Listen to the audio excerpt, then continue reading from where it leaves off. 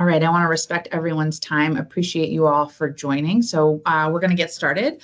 Hello, welcome to Policy Palooza Part 2. My name's Abby Cohen. I'm the Manager of Partner Engagement here at DCPS. Thank you so much for making the time to be with us today.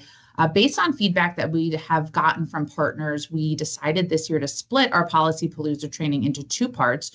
So we hosted part 1 yesterday, and part 2 today is going to allow us some more time and space to dig into some of the operational requirements for partners when they're operating in our buildings.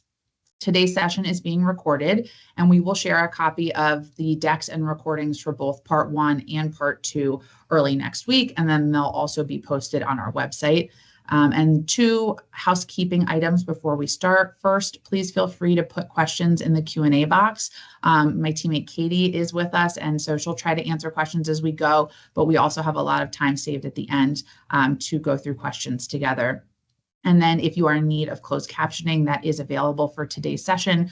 You can access that through the More menu at the top of the Teams screen, and it's under the language and speech option. So a quick agenda for today's conversation. We're going to start with an overview of our objectives for the training, do a little refresher on the structure of the partnerships team, do a high-level overview of some of the school program provider requirements that have to be in place before you start offering our programming. That's what we really did in detail yesterday, but we just want to make sure everyone has access to the overview, and then we'll spend the bulk of our time doing a deep dive into those operational policies. There's a couple slides at the end that highlight some of our systems and resources. And then, as always, we will share our team contact information. So really, our main objective for today's conversation is to provide partners with a better understanding of those operational requirements for being a DCPS partner. These are the processes that we expect all of our partners to follow and implement while they're serving our students. As I mentioned, we'll do a quick review at the beginning of those onboarding requirements, and then we want to make sure that we have time at the end to answer any outstanding questions.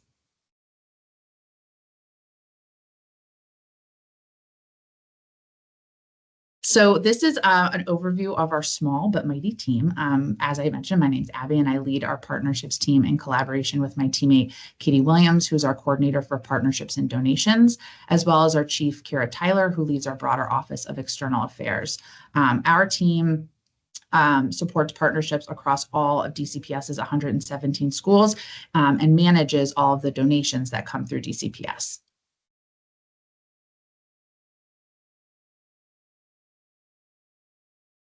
So to start us off, I'm going to do a quick review of our onboarding requirements for our partners. And again, these are the pieces that must be in place before programming can begin.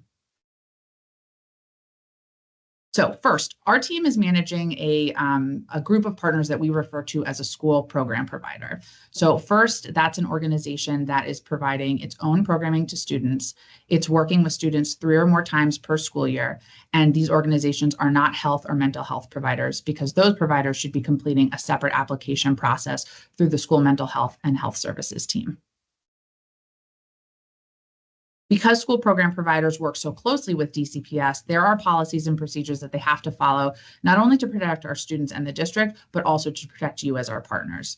So this is a high-level overview of those 6 requirements. We go into a lot of detail on our website. So if you have additional questions, please visit the DCPS Partnerships website. And of course, you can always reach out to us. So the first step is that partners will register in our database. This is a great opportunity to create a profile that schools can also see as they're looking to bring on new partners. Once your registration is approved, that is not a green light to begin offering services, but it is a green light to begin having those conversations with schools to figure out who might be a good fit. So once you've identified a partner school or the central services team that you'll be working with, then you move on to getting a formal partnership agreement. That's going to be a memorandum of agreement, a purchase order, or a contract with DCPS. Additionally, you also want to ensure that all your staff and volunteers are cleared by DCPS. So they need to complete the DCPS specific clearance process. DCPS does not accept clearances from any other jurisdiction or other agencies within DC, including DCHR. Next, if you are offering programming outside of regular instructional hours, you'll also need a facilities use agreement with the Department of General Services. And then on an annual basis, our team will reach out to get a donation agreement in place to cover the value of any of your in-kind services. So if you're providing services free of charge to DCPS, we'll process a donation agreement indicating the value of those services. And then, of course, if you are donating anything above and beyond the services, we can also capture that. So how do you know if you have an agreement? If you are a school program provider who does not charge DCPS directly for your services, you are required to have a memorandum of agreement, and you can check the DCPS partnerships database to see whether you have one on file and what the expiration date is. It'll be in your profile in the database. If you need a copy of the MOA, you can reach out to our team. That's something we can provide. If you are a paid program provider, so it's an organization that's charging DCPS for your services, then you need a purchase order with the individual schools that you're working with. So you can check the DC vendor portal or contact your school or central services point of contact for confirmation of your purchase order. Any services that are rendered before a PO is executed will not be paid out. So it's really important to make sure that you have that PO in place before starting to operate. If you are a new school program provider or you're unsure whether you need an MOA or a purchase order, sometimes folks need both, please reach out to our team and we'll help you make that determination. I really cannot emphasize enough how important it is to have these agreements in place before you begin providing services. If we become aware of programming that's being offered outside of an agreement without having an agreement in place, we may have to temporarily pause that programming while the agreement is being executed. And MOAs in particular can take upwards of 90 days to finalize. So it's really important that if you're new to the district, that you get that process started as soon as possible. And if you need to renew your MOA, that we also start that process as soon as possible.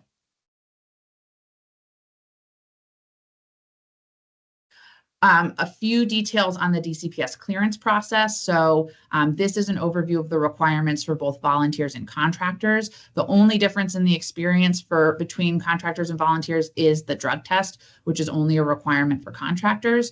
So if you have additional questions about the clearance process, you can visit our website. We've also linked to the DCPS clearance application on the slide directly.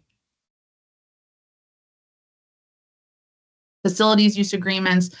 This is sort of the last major thing you need to be thinking about as you plan for next year. If you're operating in our buildings outside of regular school hours, you have to get a building use agreement with the Department of General Services. So you will work with your school and the realty office within DGS to get your application submitted and processed.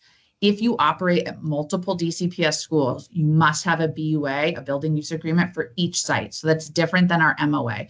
The MOA is an umbrella partnership agreement, which allows you, once it's executed, to work with any schools in the district. But for those building use agreements, those are site specific and they need to be redone each school year. The principal will sign off on that application, and then you submit that to the Department of General Services Realty Office at least 20 business days before the start of services.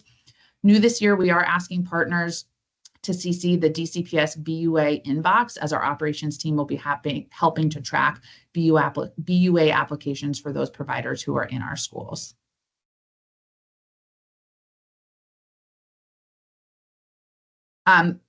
There's a lot baked into those 6 requirements. So we have all the requirements laid out here in this table. It includes information on when it's required, what the renewal process looks like, relevant resources that might be helpful, and then the right point of contact. So again, we'll be sharing this deck, but if you want to take a screenshot, this is a helpful resource to be able to review back to.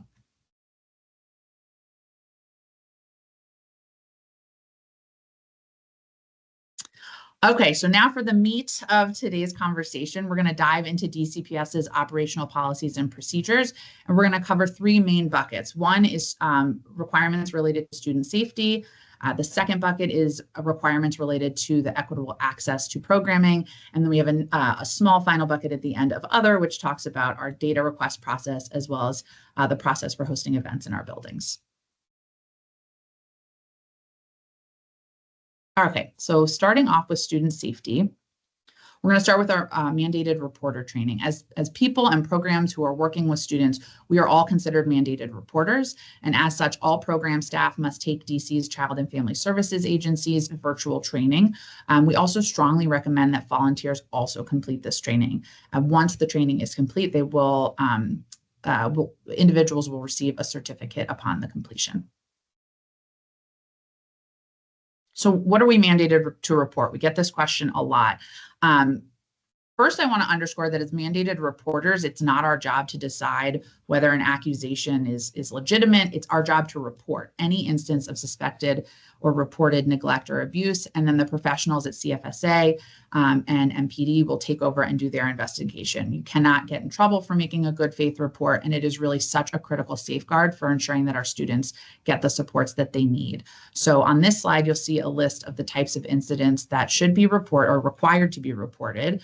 You'll, of course, learn more about what that process looks like when you complete the training. But because we do get questions sometimes about what falls under that mandated reporter umbrella, we wanted to share this information.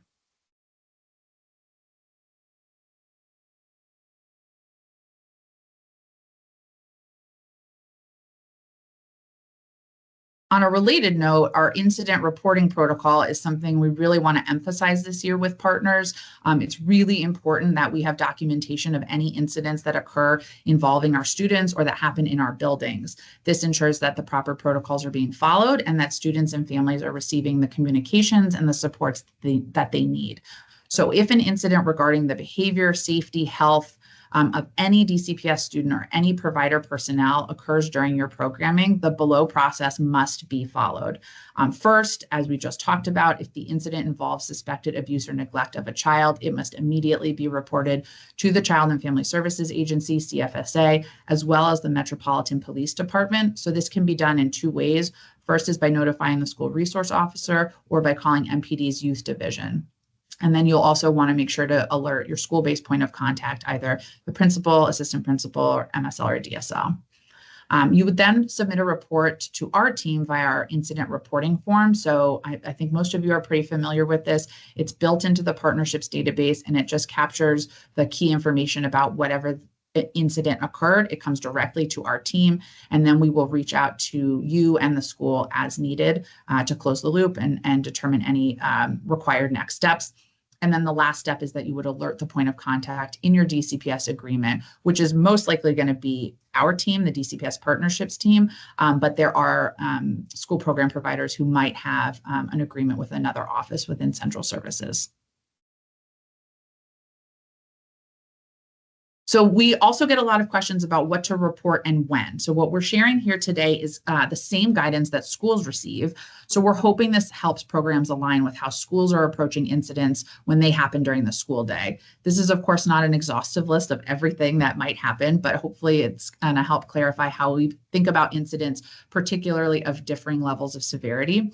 So tier 1 incidents, we do expect immediate reporting first to MPD or fire and EMS if it's an emergency situation. And then you should notify the school principal and then the DCPS partnerships team through the process that I outlined on the previous slide. For tier 2 incidents, we do expect those to be reported within 24 to 48 hours, and you should also follow the steps outlined on the previous slide. Of course, particularly with tier 2, the sooner you can let us know, the better. We want to just make sure that we can support you and the school and anybody who's involved, both in making sure all the right steps are taken, but also making sure everyone has the supports that they need.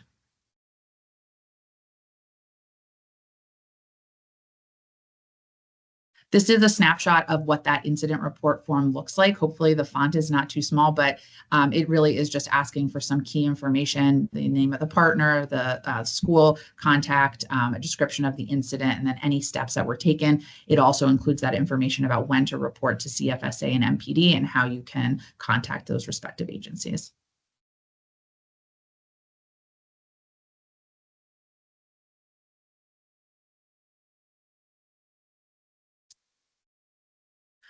On a related note, we have also gotten questions about the intersection between discipline policies within partner organizations and programming being run in DCPS schools, and also special education accommodations. So we wanted to take a little bit of time to speak to that today. All program providers should have a written discipline policy that's shared with families. This should be shared at the beginning of programming, so everyone's really clear on what are the expectations and then what happens if those expectations aren't met. The same behavior expectations and discipline procedures may apply to students with individualized education plans, Section 504 plans, or with a suspected disability. However, reasonable accommodations must be implemented for those students. So I'm going to talk about the accommodations request process in a few slides, but that process must be exhausted before a student can permanently be removed from the program for that current school year. And then if any incidents that initiate your program's discipline policy must be reported to our team as well through that incident reporting process I spoke about. So what this bullet is talking about is really, if a program, for example, had a 3-strike rule, we don't want to be learning about these issues at that 3rd strike moment, right? If there are 2 other incidents that have occurred during program that sort of rise to the level of initiating this 3-strike policy, all of those incidents should be reported to us so that we have all the information, particularly if the conversation is now turning to whether or not, the student can continue in the program or whether an additional accommodation is needed. So if a student is permanently removed from the program, they must also have the opportunity to rejoin the program in the following school year. Typically, these types of situations we're involved in terms of supporting you and the school and having these conversations and sort of determining the right path forward. So we want to make sure that partners know that that's a support we can provide. Like, we're here to help you navigate those situations. And so want to make sure everyone's also clear on how we're approaching them.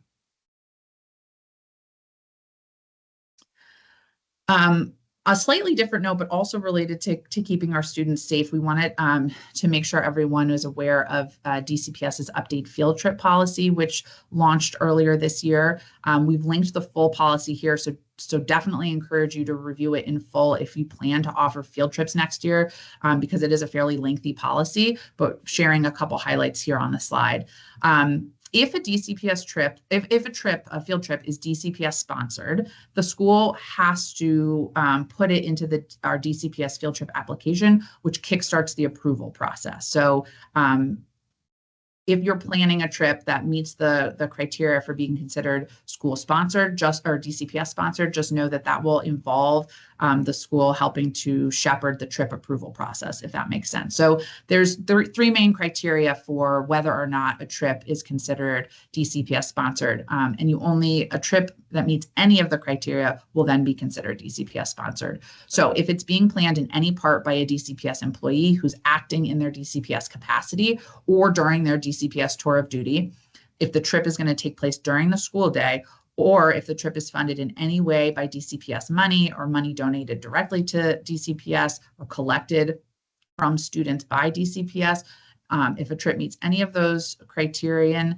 then it is considered DCPS sponsored. It goes through the approval process, which will include a check to ensure that a DCPS approved transportation vendor is being utilized regardless of who is paying for transportation. So I know that's a little bit of a shift in how things have been handled in previous school years. So want to make sure everyone's very clear on that it no longer matters who's paying for the transportation. It really matters whether or not the trip is considered DCPS sponsored or not. Another change we want to highlight is that parents are no longer able to serve as chaperones on overnight or international field trips. And a reminder that all of our to follow the field trip requirements outlined in the memorandum of agreement, regardless of whether or not your trip falls under the DCPS sponsored category. Again, like with everything we're covering today, if you're unclear or unsure, we're always happy to hop on the phone and talk it through. A flag that DCPS employees can plan a non-DCPS sponsored field trip. There's just a process that they need to follow. So that's also included in the field trip policy.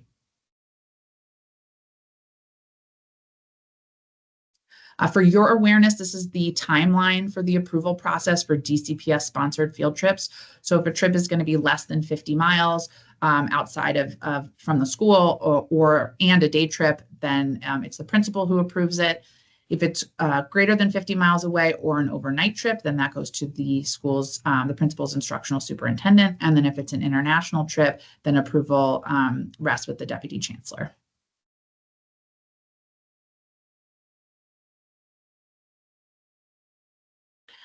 In terms of transporting students, we want to make sure folks are really clear that there are a couple transportation types that are never permissible. So first is transporting students in a personal vehicle operated by either DCPS or partner staff, 15 passenger vans, ride sharing services like Uber, Lyft, or similar, as well as any parent or family member's personal vehicles, including their own child.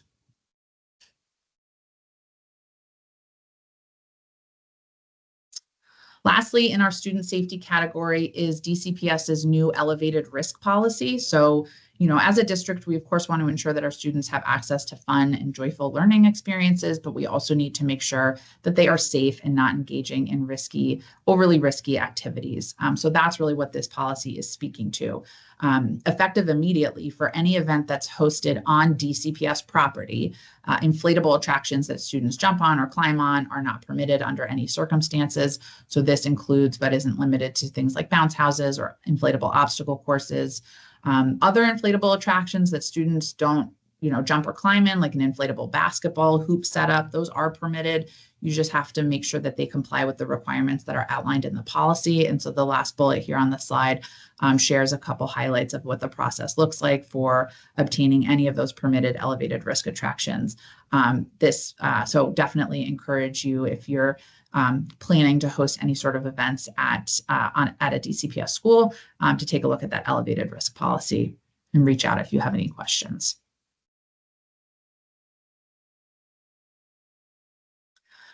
All right, our next bucket that we're going to focus on is policies and requirements supporting students' equitable access to programming.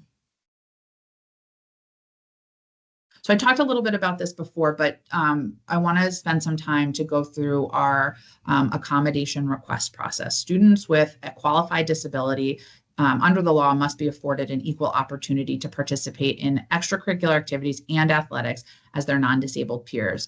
And so while the entirety of a student's 504 plan or their IEP does not need to be implemented during extracurricular activities, students have a right to receive any reasonable accommodation that they need to participate in a DCPS run or a DCPS sponsored extracurricular activity, provided that that accommodation does not substantially alter the program or provide an undue hardship.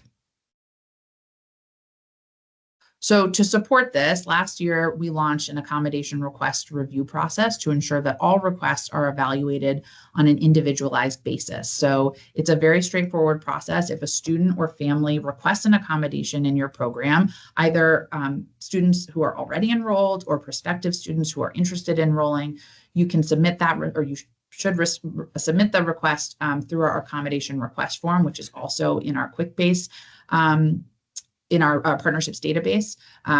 You do not need a login in order to access and submit the form. So anyone within your program, like your site director, they might not have a login, they can still access the database. And then you'll just enter some basic information about your organization and the details of the request. And then our team will receive that. We will schedule a follow-up meeting with you and the school and any relevant program teams here at Central Services to talk about the request and determine the right path forward.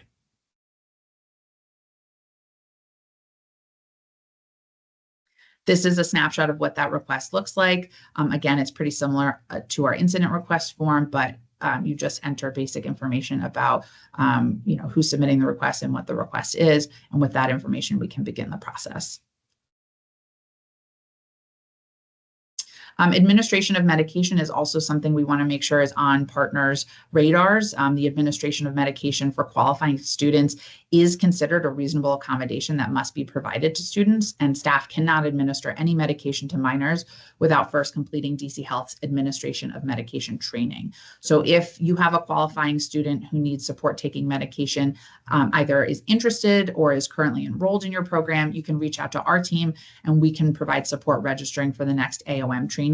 It is a combination of in-person trainings and virtual modules. So, and it can take it takes several weeks to complete. So if you know this is a need for your program going into next school year, please reach out so we can get you set up as soon as possible.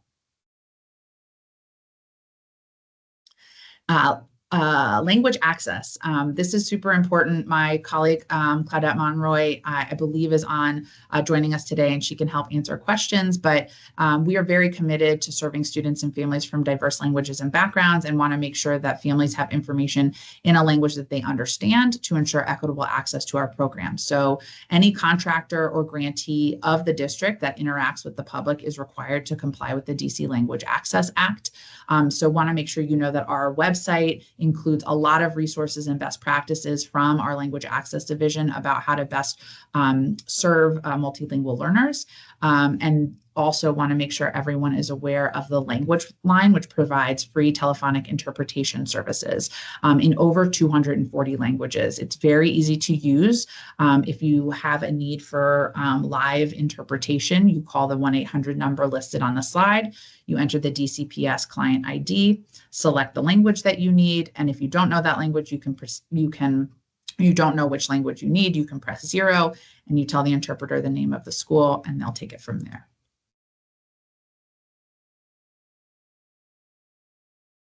If you need support with translation services or other resources regarding working with multilingual learners, you can feel free to, of course, always reach out to us, but also wanted to share Claudette's contact information and the contact information for the Language Access Unit. We work really closely with them. They're wonderful colleagues and resources, so please take advantage of that if it would be helpful.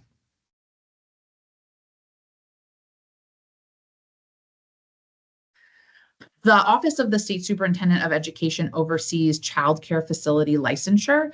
This is becoming a licensed childcare provider if you are a fee-for-service partner, so an organization that's charging families to participate, is a really great strategy for ensuring affordability, because once you are licensed, then a family can use their childcare subsidy to either cover the full cost of the program or, obviously greatly subsidize it. So this process is required of any organization that operates before and after care out of the same non-DCPS building, and or if an organization wants to accept the child care subsidies.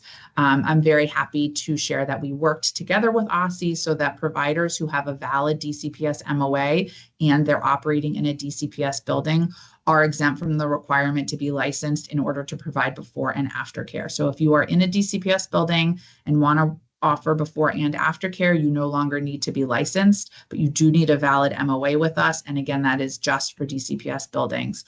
Of course, if you want to accept childcare subsidies, which, as I mentioned, allows families to use their subsidies to offset the cost of the before after school program that is licensed, then you do need to complete the licensure process with OSSE. That is something we lean in on heavily. So if you're interested in pursuing that, you can reach out to us.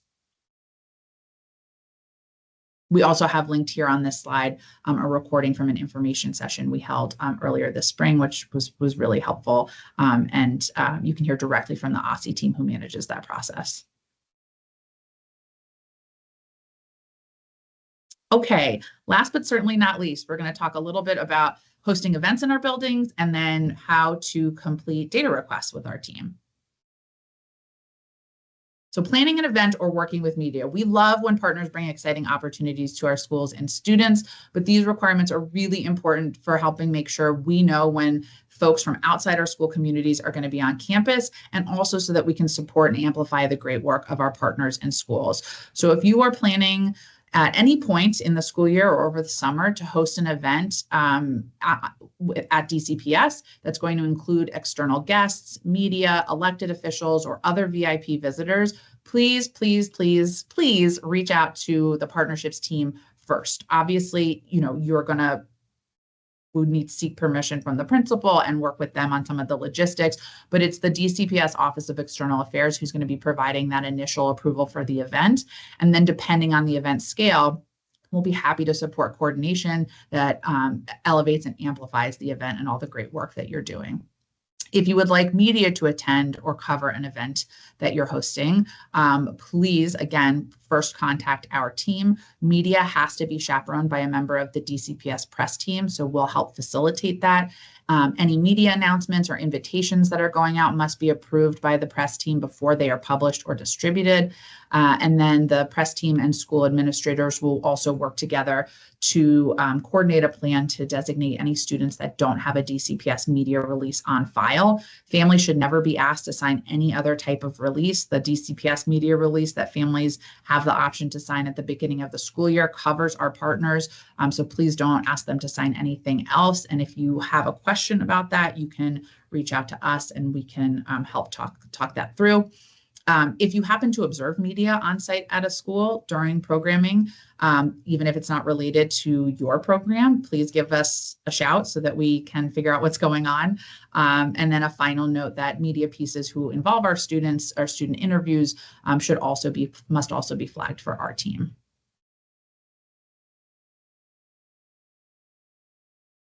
And finally, everyone's favorite, data requests.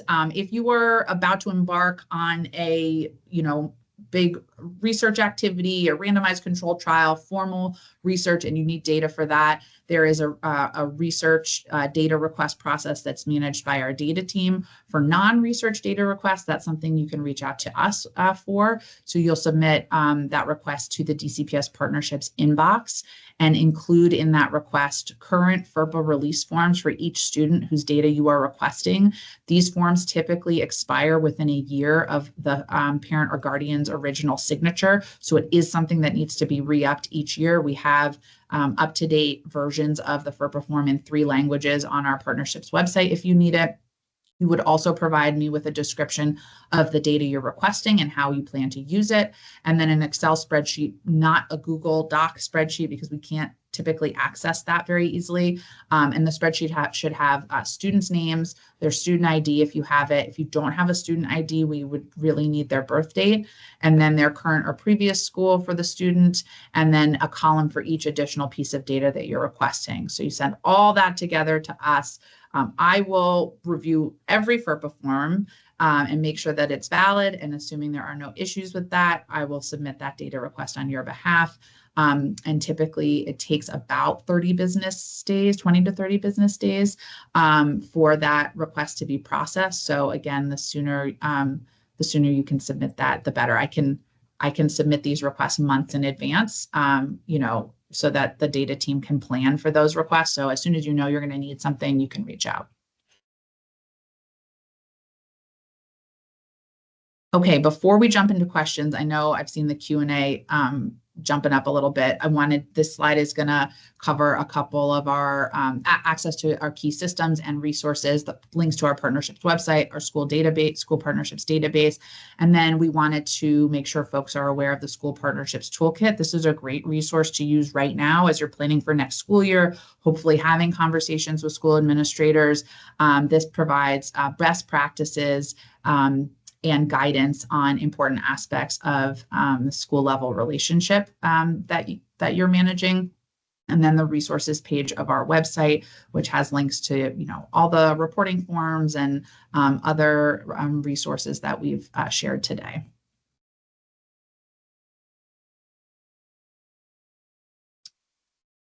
All right, so with that, I'm actually going to wait on the contact information. I'm going to put up this exit ticket while we go through some questions. This was a mandatory training, so we want to make sure that we can give everyone credit for attending. So as we're going through questions today, if you wouldn't mind just scanning the QR code, and Katie, if you might be able to drop the link in the Q&A so that folks can take care of that. It's a very quick survey. That would be great. And with that, I will take a look at the questions. Abby, we've had a couple questions about reporting incidents when school staff are on site. The one here is about something that's external to programming, like an active shooter, police in the neighborhood. So could you go over that one? That is a great question. So if an incident occurs at a school during the after school time, our programming that's not specific to our program, and DCPS staff and admin are on site, are we still required to complete the incident? I would say it's better safe than sorry. I think it's worth just submitting the form. So we have confirmation of it. Obviously, you can connect with the school team and make sure they're submitting an IRT, but we don't want to assume other folks are following processes. That's sort of why we have these processes in parallel, because if there is a lapse on one side, we're hopeful that the other side will kind of fill in. So yes, I think the best practice would be to submit the report, or at the very, very least flag for our team, so we can make sure other folks are aware as well.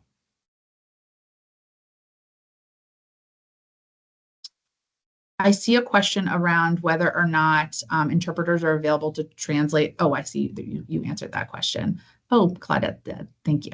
Sorry, I'm just catching up a little bit. The approved transportation vendors. Yes. If you reach out to the DCPS partnerships inbox, we can share that list. It is ongoing, and we're trying to add to it as much as we can. So if there's a vendor that you work with, there is a process for getting them approved, at least for the purposes of your programming. So please, share that information with us, and we can connect you with the field trip team who's managing that. For the exit ticket, it does have a question about whether or not you attended the part 1. That's just for our tracking purposes, but the questions are specific to part 2.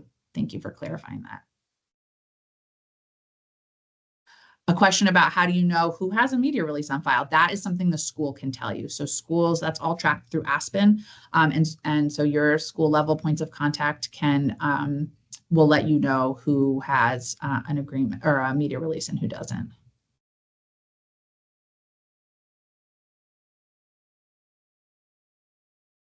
I see a question about building use fees. Typically, DGS will not process a building use agreement for programming of DCPS partners that's happening during the school day. So I don't see why you would be being charged any fees for programming that's happening during regular school hours. I see a clearance question for a school mentoring support circle. Would a one-time only guest presenter need a clearance? One-time visitors to schools that are coming to an on-campus event and who will be fully supervised by a cleared staff member, they do not need clearances, but it really needs to just be that one time.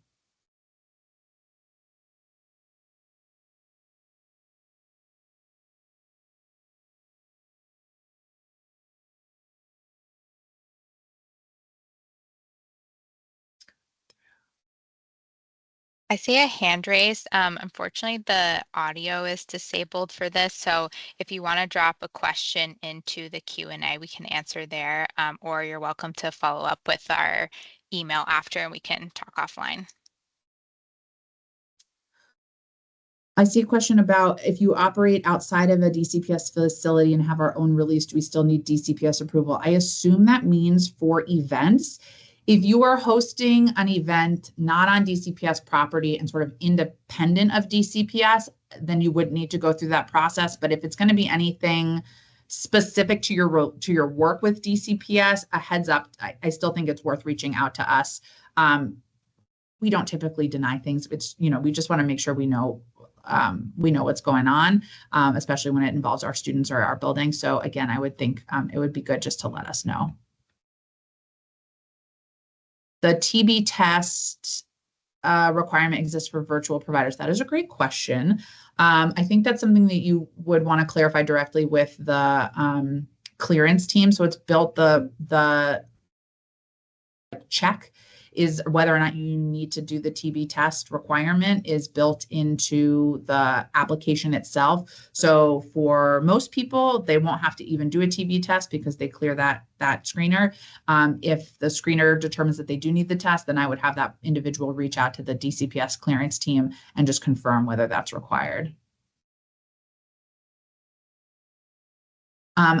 I am going to go to our contact information because I see a question about the clearance inbox. This is all of our contact information. If you need anything, Katie manages the partnerships inbox. So and I also have access to it. So if you email that, it's really just coming to us. But please, feel free to reach out for any questions that you have.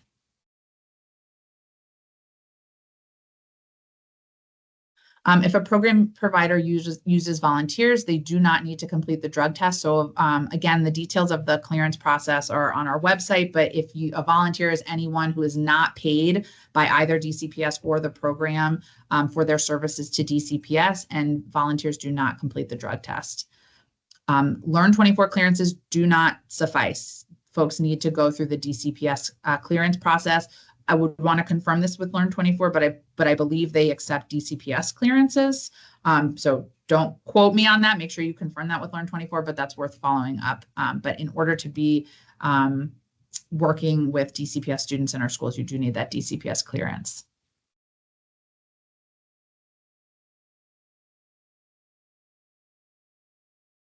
Are building use agreements specific to one school, or can aspects apply to various schools? No, building use agreements are specific to the school and they have to be signed by the principal.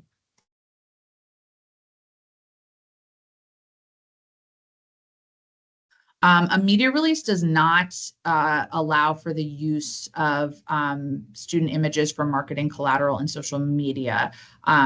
So if you have specific questions on that, please reach out. This is admittedly like a newer area for me, so I just want to make sure I'm confirming that with our press team.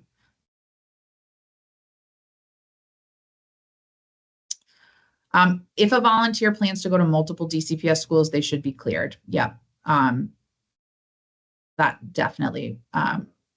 Anybody who's going to be engaging with our students more than once should complete the clearance process.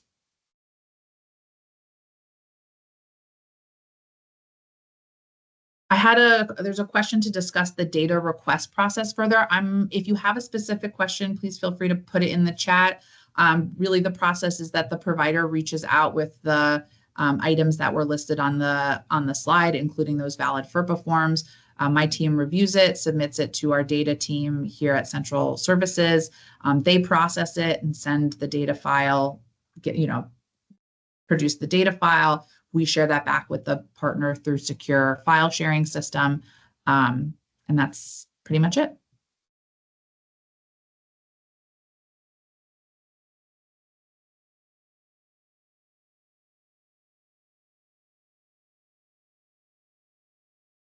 Yes, as a reminder, you will have access to the presentation and the recording for review. This is a lot of information. I usually lead with that, and we built both decks out to really be reference resources for you throughout the school year. And so we'll be sharing both the recordings for both sessions and the decks via email early next week. They'll also be posted on our website.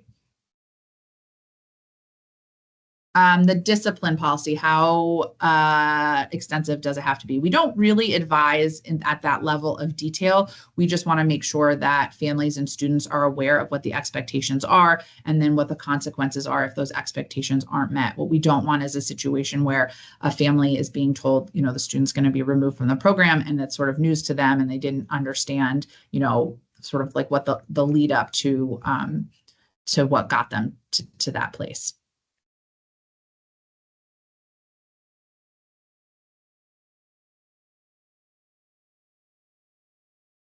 I don't have examples of discipline policies to reference, but that might be something helpful to maybe reach out to other partner organizations who run similar programming and see sort of how they handle it.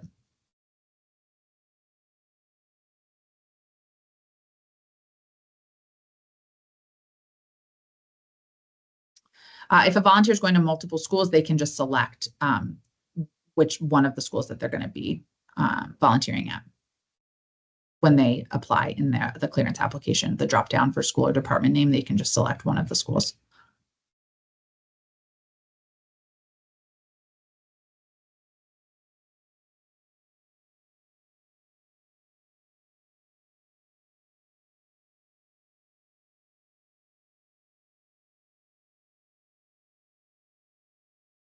Any last questions from folks? I know we appreciate you joining. It's a lot of information.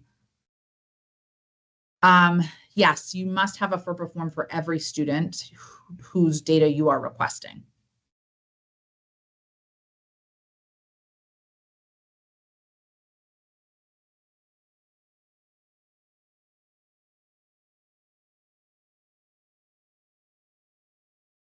put that survey back up.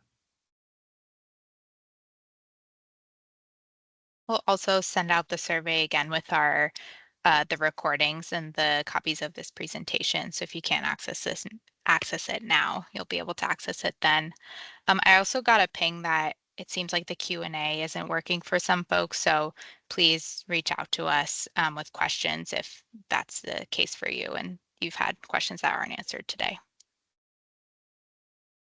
The clearance process is a clearance is good for 2 years, and then it needs to be renewed even if there is no lapse in employment. The drug test may not be required if there hasn't been a lapse in employment. So the overall clearance check needs to be redone.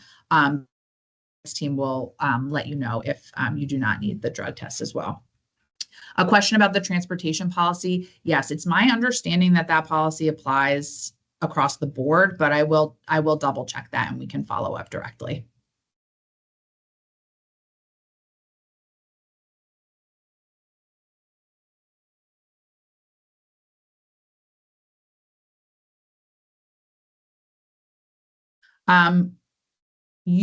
As long as you completed the form, we should receive the exit ticket. We'll reach out if we have any questions about whether or not an organization, a member of your organization attended. Would we recommend that the school program provider write their own incident policy and share that with the school? No, I would recommend that you follow the incident reporting policy that we outlined here today. You may have meant discipline policy, but yes, I think it's great to be in coordination with schools in terms of thinking about discipline. Oftentimes when we're having these conversations with partners about a student who's having sort of persistent challenges, the school is involved in those conversations. So any way to be aligned with our schools, I think is good.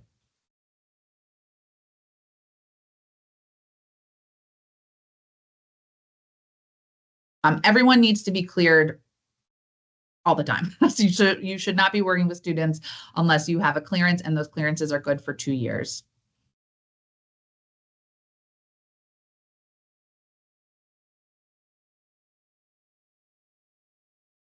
If you haven't taken the survey yet, I would be really appreciative of feedback on this two-part approach.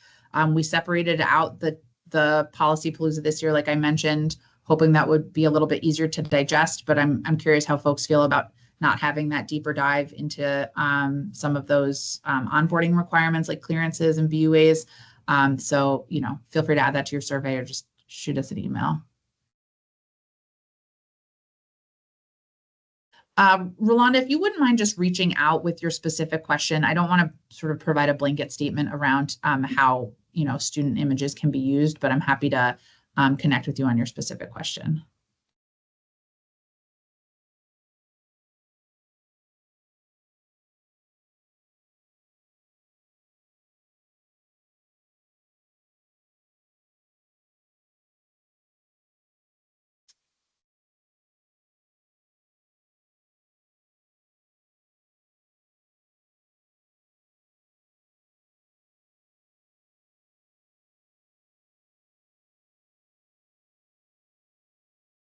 I'll give just a few more seconds for any final questions. I know I've said this several times, but please don't hesitate to reach out. It's a lot to navigate, and every, context matters with some of these. So always happy to walk through anything. Do we still need a FERPA form if we have a data sharing agreement with DCPS?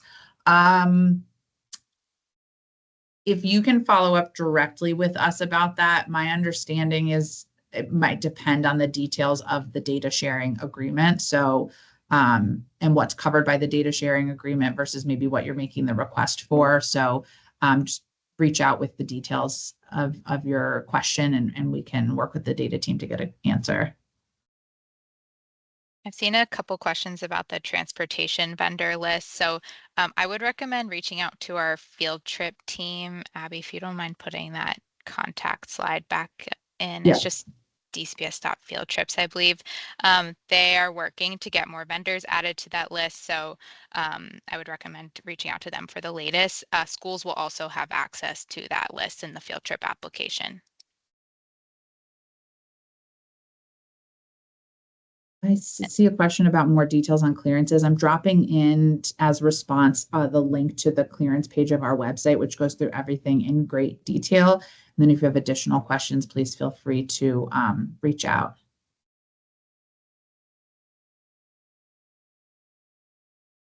Yep, and I see some additional questions on media releases and use of student images and quotes. I think the best, I will definitely connect with our communications team to get some answers. I think like the best rule of thumb is just to reach out when you have individual opportunities that involve media, just so we can make sure, again, because context matters. And so I would say the best rule of thumb really is to reach out to us. But we'll certainly work to get an answer to these questions, sort of a more general answer.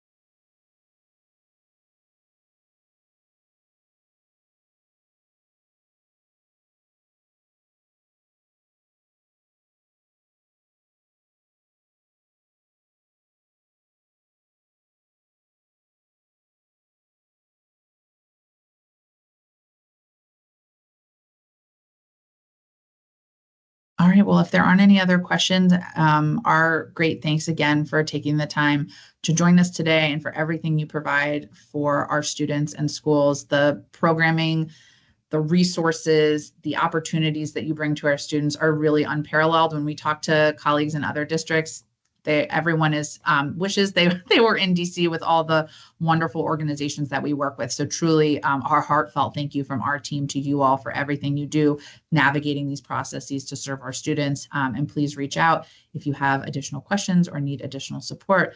And I hope everybody has a great rest of their summer.